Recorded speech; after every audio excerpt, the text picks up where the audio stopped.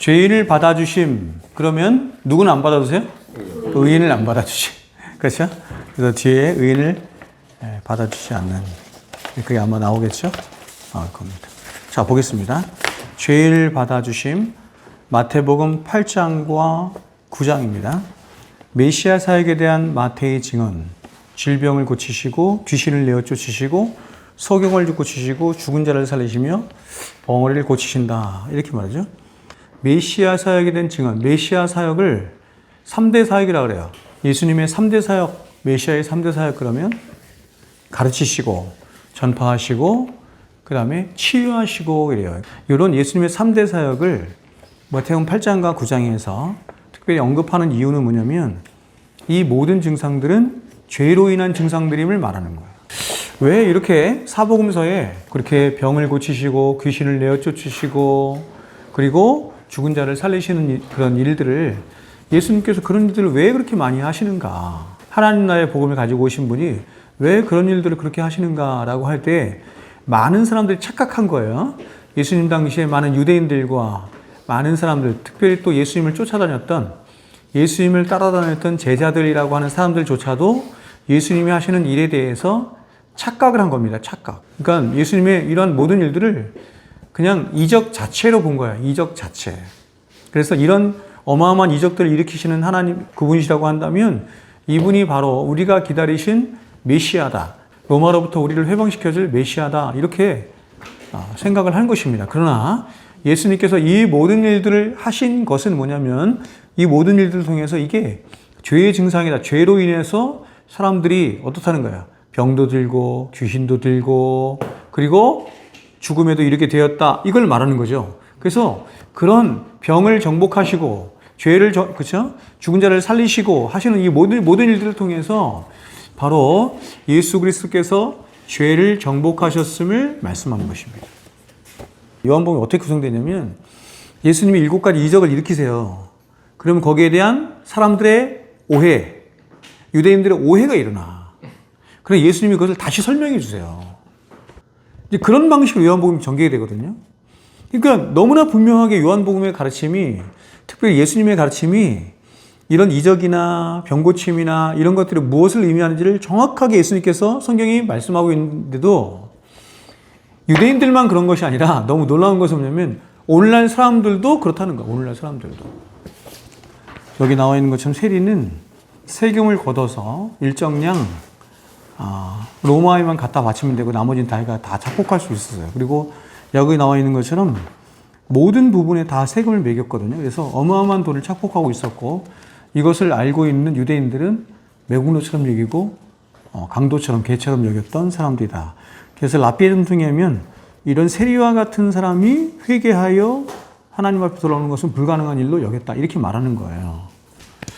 여러분 엄청난 부를 축적하고 있었던 세리 마태가 주님을 따르라고 하는 것은 자신의 모든 것을 버려두고 떠나는 거거든요.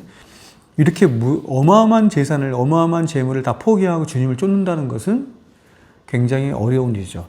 그래서 지금 존 메가더가 마태가 그런 결단을 하고 주님을 쫓은 것을 회심사건으로 보는 거예요. 저는 그럴 수 있다고 생각해요. 그러나 일반적인 동기 자체가 이분들은 이렇게 보지만, 그리고 존 메가더 목사님처럼 보는 것이 일반적인 목사님들의 견해지만 저는 그렇게 보지 않는다. 저는 왜 그러냐면 제가 얘기했잖아요. 응? 예수님이 돌아가셨을 때 싹 도망가잖아. 그러니까 복음을 이해를 못했다는 거야. 첫 번째는 복음을 이해를 못했다는 건 뭐냐면 구약 성경을 이해를 못했다는 얘기예요. 구약 성경이 말하는 메시아를 이해를 못했다는 얘기야. 똑같아 유대인들하고. 유대인들은 그러니까 예수를 핍박한 거예요. 근데 만약에 구약에 나타난 복음을 이해했다고 한다면 그들이 그렇게 반응할 리가 없겠죠. 그렇지 않습니까? 첫 번째, 십자가 사건. 두 번째, 예수님이 부활하셨는데도 그러네? 부활했었는데도 주님을 못 알아봐요. 변하지가 않아요. 오순절 성령 강림이 있음 후에야 그렇게 변화요. 그래서 이것을 분명한 회심 사건으로 볼 수 있나라고 할 때 저는 약간 의문인 거예요. 이런 점에서 여러분, 저는 제가 제자 훈련을 오래 했지만 제자 훈련이 옳지 않다는 것을 제가 말씀드리는 이유가 이거야. 그 중에서 하나가. 예수님의 제자들이 예수님을 쫓았던, 제자로서 쫓았던 그런 동기나 이유가 복음적이지 않아요. 근데 많은 제자 훈련을 하는 사람들은 거기서 모형을 갖고 온다고. 참된 회심을 넘어서 로드십, 디사이플십에 헌신한 것처럼 생각이 된다고. 주님을 주님으로, 로드십으로 인정할 수 있어요. 그 다음에 디사이플십, 제자도에 헌신할 수 있어요. 중요한 건 뭐냐면 그 동기가 뭐냐가 중요하지. 그 동기가 잘못됐기 때문에 예수님이 십자가에 죽으셨을 때 싹 도망가는 거예요. 그거는 우리가 어디서 알 수 있냐면 엠마오로 가는 두 제자를 통해서 알 수 있어요. 글로 봐. 그 나중에 예수님이 12제자 앞에 나타나셨을 때도 똑같아. 그들이 구약 성경을 전혀 깨닫지 못하고 있어요. 그러니까 실망한 거야. 예수님이 죽었을 때, 예수님이 십자가에 죽으셨을 때 다 실망했거든요. 낙심했거든요. 낙심해서 고향으로 돌아가잖아. 이 두 제자만 돌아간 게 아니에요. 예수님이 12제자들도 다 뿔뿔이 다 도망간 거예요. 누구만 남았어요? 누구만? 요한만 남았잖아요. 그러니까 이런 걸 가지고 성경이 말하는 참된 회심 사건이다 이렇게 말하기가 어려운 거야. 근데 지금 존 메가더 목사님을 비롯해서 대부분의 목사님들은 이거를 회심 사건이라고 얘기한다고. 오히려 저는 삭개오의 회심 사건 이런 건 잘 모르겠어. 오히려 이게 그 유대인들이 기다렸던 메시아, 정치적인 메시아나 예수님의 12제자들이 기다렸던 메시아나 똑같아요. 사람들이 착각하고 있어. 그리고 목사님들이 다 다르게 얘기를 해. 그렇게 설교 시간에. 근데 여러분 지금 우리 회장님 말씀하셨던 것처럼 그렇죠? 누가 크니? 응? 누가 오른쪽에 앉니? 누가 왼쪽에 앉느니? 이거 가지고 맨날 다퉜다고 제자들이. 서로 높은 자리에 앉으려. 그러니까 여러분 그런 정치적인 이유를 가지고 그렇게 포기할 수 있는 거예요. 집도 버려두고 아니면 뭐 배도 버려두고 부모도 포기하고 갈 수 있는 거야. 그래서 예수님 12제자와 예수님을 따랐던 무리들과 구분시켜서 얘기를 하거든요. 그러니까 제가 말씀드린 것처럼 예수님의 12제자가 있고 그 다음에 70인 제자가 있고 그 다음에 그 이후에 또 다른 많은 무리들이 있어. 이걸 구분시키지만 저는 구분할 게 뭘까 이런 생각이 들어요. 물론 여러분 헌신도나 이런 거는 상대가 안 될 겁니다. 예수님 12제자. 근데 제가 말하잖아. 헌신을 다르게 하긴 하지만 그 동기가 뭐냐라고 할 때 동기는 다 똑같아. 그래서 예수님이 12제자들이 자기의 모든 것을 버려두고 주님을 쫓았다는 것을 회심 사건으로 보기는 굉장히 어려움이 있다. 이런 얘기를 하는 거예요. 중생하고는 달라요. 중생하고는 다른 건데 회심 사건으로 보기에는 회심은 현격하게 달라지는 거예요. 이전과 이후가 현격하게 달라지는 건데 보세요. 달라진다고 해서 지금 제자들 다 달라지잖아요. 근데 그 달라짐의 본질이 뭐냐를 따져야지. 구원의 서정을 크게 볼 때는 소, 중, 회신 이렇게 되잖아. 소명, 중생, 회심 이렇게 되잖아요. 근데 사람이 실제적으로 이전과 이후가 완전히 달라져서 자기 인식 속에서 예수님 인식하고 하나님을 인식해서 자기 죄를 인식해서 방향이 틀어지는 것은 소명도 아니고 중생도 아니고 회심부터야. 회심이란 뭐냐면 인식론적으로 뭐가 새로운 인식이 들어오는 걸 말하는 거예요. 뭐냐면 하나님에 대한 인식이 들어오고 나 자신에 대한 죄에 대한 자각이 들어오는 거예요. 그게 회심이에요. 이게 첫 번째 들어와서 그런 나로부터 보세요. 두 가지 인식이잖아. 하나님에 대한 인식이고 나에 대한 인식인데 나에 대한 인식과 하나님에 대한 인식이 들어와서 그런 나로부터 돌이켜서 하나님께로 돌아가는 것을 회심이라고 하는 거예요. 이제 그게 첫 번째로 자각되는 회심이에요. 근데 이런 첫 번째, 그러니까 회개라는 말 자체가 돌아선다는 얘기잖아. 회개가 돌아서는 것이고 회심은 돌아서서 가는 걸 말하는 거야. 회심은 회개와 믿음을 합쳐서 말하는 거란 말이에요. 그럼 가는 것까지잖아. 그럼 어디를 향해 가는 거면 하나님을 향해 가는 거예요. 요게 회심이야. 요걸 첫 번째 회심 사건이라 그래. 좁은 의미의 회심 사건이라 그래. 그러면 이렇게 좁은 의미의 회심 사건이 있은 사람은 자각이 있는 거예요. 하나님에 대한 자각, 자신에 대한 자각이 있는 사람은 넓은 의미에서 계속해서 이러한 일이 있어요. 계속 끊임없이 죽을 때까지. 응? 그래서 성경에서 말하는 아주 많은 부분들은 넓은 의미의 회심을 얘기하는 거예요. 회개하라 천국이 가까웠느니라 라고 하는 것은 좁은 의미의 회심을 얘기하는 것이고, 응? 그렇죠? 그러니까 여러분 우리 각자의 자범죄들이 있잖아요. 그러니까 성경에서 자범죄에 대해서 돌이켜라, 돌아서라, 회개하고 돌아와라, 그렇죠? 호세아 선지자 이런 데는 말하잖아요. 그거는 넓은 힘의 회심을 얘기하는 거예요. 다. 계속 있습니다. 그래서 보통 선교단체나 이런 데서 이거를 부정한다고. 회개는 일평생 한 번만 하는 건데 왜 여러 번 하느냐. 그건 마귀가 속이는 거다. 담대함을 가져라 이렇게 얘기하거든요. 그렇지 않아요. 시편 51편 한 번만 다윗이 거기서 자신의 죄를 자복하고 회개하고 한 것이 아니라 그거는 좁은 의미에서 회심이 궁극적인 회심이 무엇인가라고 하는 것을 보여주는 가장 전형적인 회심에 관한 51편이고 51편뿐만 아니라 굉장히 많은 다른 곳에서도 자신의 죄에 대해서 자백하잖아요. 그건 대부분 다 넓은 의미의 회심을 얘기하는 거예요.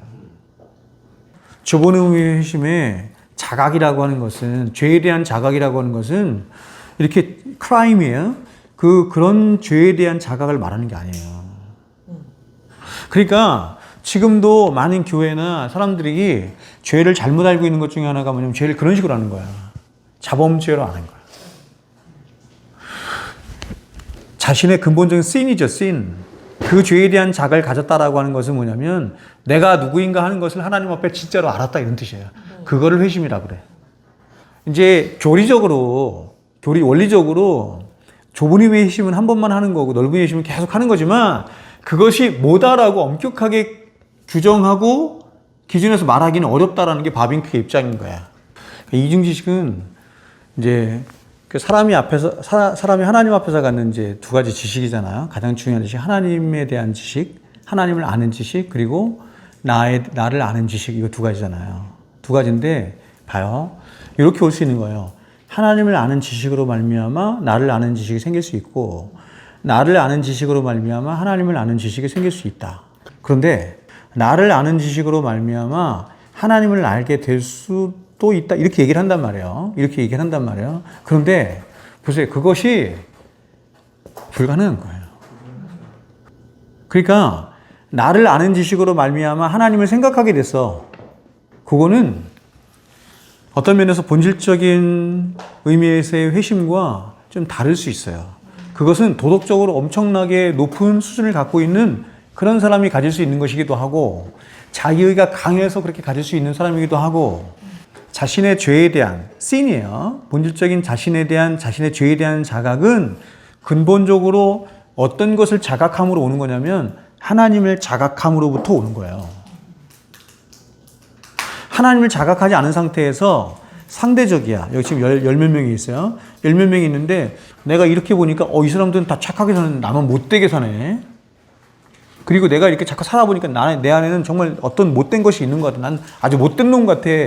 이것은 다 그냥 자기 스스로 자각하는 죄이거나 아니면 자기 안에서 자기 스스로가 평가하는 죄이거나 아니면 상대적인 죄예요.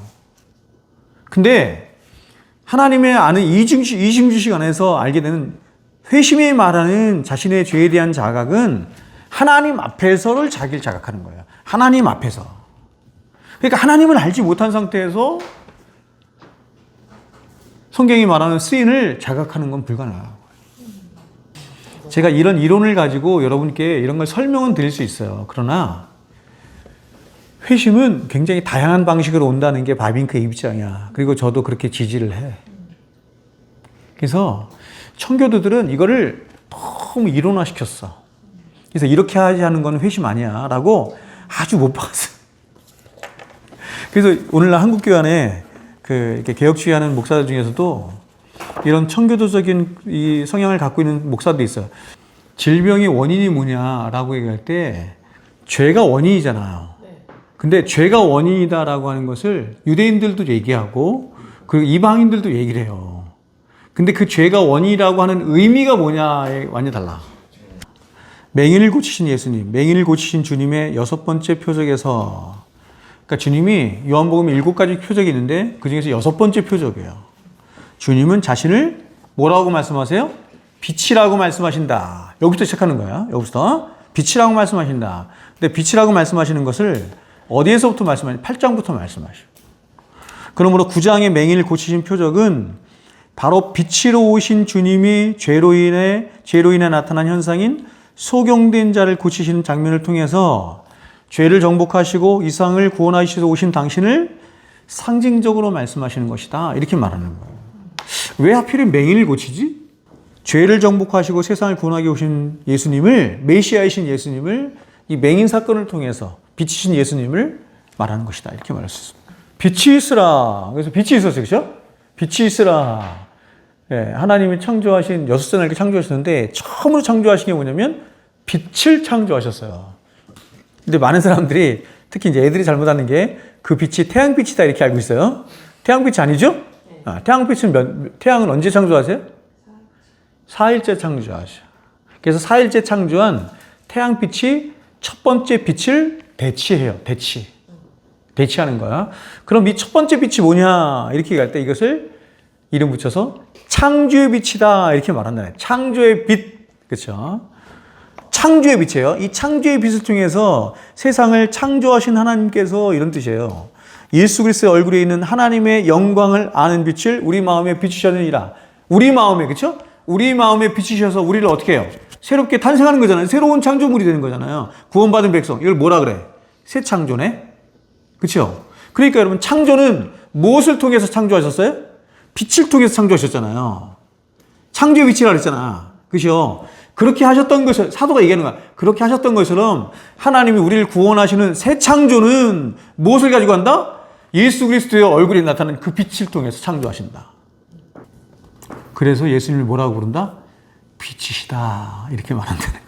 창조의 빛은 뭐예요? 진짜 빛이신 예수님을 예표하는 거예요. 그러니까 하나님은 창세기 1장에 빛을 시작으로 혹은 빛으로 말미암아 혼돈, 공허 이러죠. 그죠? 이 토우보예요. 그죠?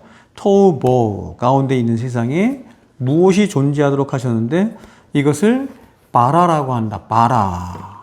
여러분 창세기 1장 1절에 창세기 1장 태초에 하나님이 천지를 창조. 그렇죠? 이 창세기 1장 1절보다 먼저 있는 말씀이 뭐예요? 먼저 있는 말씀이 요한복음 1장 1절이에요. 태초에 말씀이 계시니라. 이 말씀이 하나님과 함께 계시니 이 말씀은 곧 하나님이시니라. 그렇죠? 이 태초는 이 태초하고 다른 거야. 태초에 창세기의 in the beginning 태초는 뭐냐면 태초는 뭐예요? 세상의 처음을 말하는 거야. 물질과 시간과 공간의 시작. 처음이야. 그럼 요한복음의 태초는 뭐라는 거야? 그야말로 태초인 거죠. 그 태초가 언제인지 몰라. 영원 전을 말하는 거겠죠. 처음에 하나님이 계신 거예요. 하나님이 계셨고 그 하나님이 계신 중에 그 태초라는 게 물질과 시간과 공기 창조되는 그 태초가 있는 거잖아요. 그죠? 태초에 말씀이 계시니라. 태초에 말씀이 계신데 이 말씀이 하나님과 함께 계셨대요. 성부 하나님과 함께 계신 말씀이 계셨네. 근데 이 말씀은 곧 하나님이, 이분도 하나님이시네? 사도가 뭐라고 얘기하는 거면 이렇게 얘기하는 거예요. 여러분 보세요. 사도가 오조서 4장 6절에 뭐라고 얘기하는 거면 태초에 하나님께서 빛을 통해서 최초의 빛을 통해서 만물을 있게 하신 것처럼 응? 진짜 빛이신 예수님을 통해서 사람을 새 창조하시는 일을 하셨다. 이렇게 말해요. 풀어서 얘기하는 거 제가. 풀어서. 보세요. 니고데모도 사마리아도 맹인도 다 누구를 얘기하는 거다? 인류를 얘기하는 거예요. 아브라함도 마찬가지고 이삭도 마찬가지고 야곱도 마찬가지야. 이사야는 이 세상을 살아가는 사람들의 실체를 뭐라고 표현하냐면 흑암에 행하던 백성들 혹은 그늘진 땅에 거주하는 백성들이라고 묘사하죠. 그리고 그들의 실존을 무겁게 맨 멍에와 어깨의 채찍과 그 다음에 뭐야? 압제자의 막대기와 같다. 이렇게 말을 해요. 정확하게 말하지 않아요. 그렇죠? 흑암에 거하는 사람들의 실존이 이렇다는 거예요. 그런데 이런 이들에게 빛이 임했는데 그 빛을 이사야가 뭐라고 표현했다? 한 아이. 그들에게 생명을 가져다 줄 빛이 임했는데 그 빛이 한 아이예요. 그 아이의 이름을 이렇게 말해요. 기묘라, 모사라, 전능하신 하나님이라. 다윗의 혈통을 통해 태어나 흑암과 그늘에 거하는 백성들을 구원과 평강으로 인도하실 뿐만 아니라 영원하신 하나님 나라를 세울 것을 예언하고 예언 그대로 되잖아. 예언 그대로 되죠? 그리고 이렇게 이사야가 예언한 즉 죄인을 구원하시는 메시아의 이야기가 바로 요한복음 9장에 나타난 소경을 고치시는 예수님의 이야기 안에 고스란히 들어있는 것이다. 이렇게 말합니다. 예수님이 여러분 예수님이 하신 행동이나 말씀들을 한번 보세요. 그러면 이분이 그냥 이게 스스로 하신 말씀이 거의 없어요. 다 뭐냐면 구약을 다 갖다 써. 구약의 말씀. 네. 그리고 이분이 뭔가 이적을 행해. 능력을 행해요. 그럼 뭐냐면 구약에 있던 걸 다시 하는 거예요. 결국 뭐예요, 여러분? 구약에 있는 모든 말씀들은, 모든 이적들은, 그리고 모든 사건들은 결국 뭐예요? 예수님 얘기하는 거다. 얘기하는 거예요. 그래서 예수님이 실체가 오셔서 다시 그걸 하는 거야. 내가 원래 주인공이야, 내가. 예. 여러분, 사금서에 이 맹인에 대한 사건이 몇 번 등장하는 줄 아세요? 이게 압도적으로 많아요. 압도적으로. 예수님이 다른 병자를 고치고 있잖아요. 손 마른 자를 고치고 많잖아.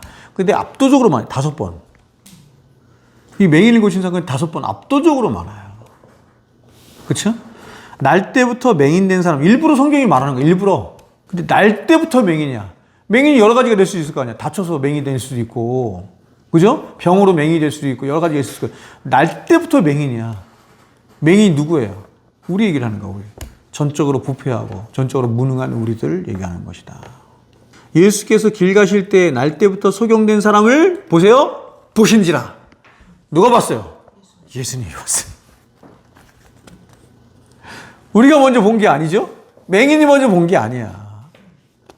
맹인은 예수님 누군지도 몰라. 그리고 예수님에게 자신의 필요를 요청할 적이도 아니야. 그냥 맹인은 그냥 맹인으로 태어나서 맹인으로 살다가 맹인으로 죽을 수밖에 없는 그냥 맹인이야. 주님을 향해서 어떤 요청도 부탁도 하지 않아요. 그가 할 수 있는 것은 아무것도 없어. 그냥 지나가는 사람들 향해서 구걸밖에 못해, 구걸. 그래서 하루하루를 연명하는 것 뿐이다. 가장 비참하죠. 그죠? 자, 여러분, 맹인도 인류를 대표해서 나온 것이고, 그쵸? 죽은 나사로 사건도 나오죠, 앞에. 죽은 나사로도 누구를? 인류를 대표해서 보여주는 거예요. 성경이. 내가 예수님을 영접했어. 내가 예수님을 믿었어. 이렇게 안다고. 부르심이나 중생, 회심보다 믿음을 먼저 앞세워. 그래서 이 사람들은 논리가 간단해요. 아니, 믿음이 없는데, 내가 믿음이 없는데 어떻게 주님을 알아봐? 내가 믿음이 없는데 어떻게 주님을 영접하겠어? 그래서 이런 논리를 얘기하면, 맞아, 끄떡끄떡이죠. 보통 이게 말씀을 모르는 사람들이나 이런 사람들은 끄떡끄떡이죠. 그쵸? 아니, 믿음이 있어야 영접한다는 말이 받아들인다는 뜻이잖아요. 영어로 receive이래. 받아들인다. 그렇죠. 영접하는 자, 곧 그 이름을 믿는 자들에게. 그래서 이렇게 말하는 거야. 영접하는 게 뭐냐니? 곧 그 이름을 믿는 거야. 믿음이 영접하는 거야. 그러니 이렇게 얘기해요. 영접하세요. 그리스도를 영접하세요. 이렇게 말한다. 근데 그 영접하는 자, 곧 그 이름을 믿는 자에게 하나님의 자녀가 되는 권세를 주셨으니 그 말씀이 앞뒤 구절을 보면 전혀 그런 의미가 아니라는 것을 우리는 알 수 있죠. 요한복음 1장에 보면 이렇게 나와요. 보세요. 참빛 곧 세상에 와서 각 사람에게 비치는 빛이 있으니 그가 세상에 계셨고 세상은 그로 말미암고 지은 바 되어 세상이 그를 알지 못하였고 자기 땅에 오매 자기 백성 영접자니라. 아니, 빛이신 예수님이, 구원자 예수님이 오셨는데 아무도 못 알아보고 아무도 영접지 아니하더라 이렇게 말하는 거야. 그런데 영접하는 자가 생겼어. 곧 그 이름을 믿는 자들에게는 하나님의 자녀가 되는 권세가. 그렇죠? 영접하는 자가 됐어. 영접하는 생각. 근데 그 영접하는 자는 어떤 저기가 있냐면 하나님의 자녀가 되는 권세가 그에게 부여돼. 근데 그러면 그 영접하는 자가 어떻게 생겼는지 아니? 13절에 나오는 거야. 이는 혈통으로나 육정으로나 사람의 뜻은 나지 아니고 오직 하나님께로 난 자들. 아무도 영접하지 않는데 영접하는 자들이 생겼어. 그 사람들은 도대체 어떻게 생겼냐? 혈통으로 육정으로 난 것이 아니라 하나님의 뜻으로 낳느니라. 하나님의 은혜로 낳느니라. 이렇게 설명하는 거지. 그런데 복음주의자들은 12절만 딱 떼갖고 얘기하는 거예요. 12절만 딱 떼. 앞뒤 구절은 생각 안 하고 12절만 딱 떼가지고 영접하는 자 고이 그림. 그러니 믿으십시오. 이렇게 알미니안적으로 해석을 하는 거예요. 이런 성경 굉장히 많죠. 이런 식으로 해석을 하면 여러분 문제가 뭐가 되냐면 우리 교회 앞에 예배당 앞에 딱 붙어있는 5가지 솔라가 다 부인되는 거예요. 다. 어떤 사람은 그렇게 얘기할지도 모르겠습니다. 목사님 뭐 그게 뭐가 이렇게 중요합니까? 예수님 사랑하고 그냥 잘 믿다가 가면 되지. 여러분 옛날에 이거 2단이었어. 2단. 도로트웨이에서 이거 2단으로 얘기했다. 2단. 지금 2단이라고 얘기하는 게 나는 약간 의외예요. 질병과 고통의 문제를 죄화하신 경우, 이걸 신앙요법파라 그래요. 신앙요법파라 하는데 보세요. 사람들은 질병이 생기거나 사고가 나거나 어떤 우환이 생길 때 그 이유를 나에게 회개하지 않는 죄가 있어서 그런 일. 감기 걸렸어. 그러면 너 회개하지 않는 죄가 있는 것 같아. 오늘 출근하다가 딱 사고가 났어요. 차 사고가 났어. 요즘 내가 새벽기도 몇 번 빠졌더니 이랬나 보다. 하나님이. 이런 사고인 거야. 이런 사고. 기독교는 질병을 죄와 연관시켜요. 그렇죠? 이 신앙요법파라는 사람들과 진짜 기독교가 다른 거는 뭐냐면 신앙요법파는 질병을 죄와 연관시키는데 어떤 죄와? 자범죄와 연관시키는 거야. 근데 우리는 어떤 죄와 연관시켜? 원죄와 연관시켜요. 원죄와.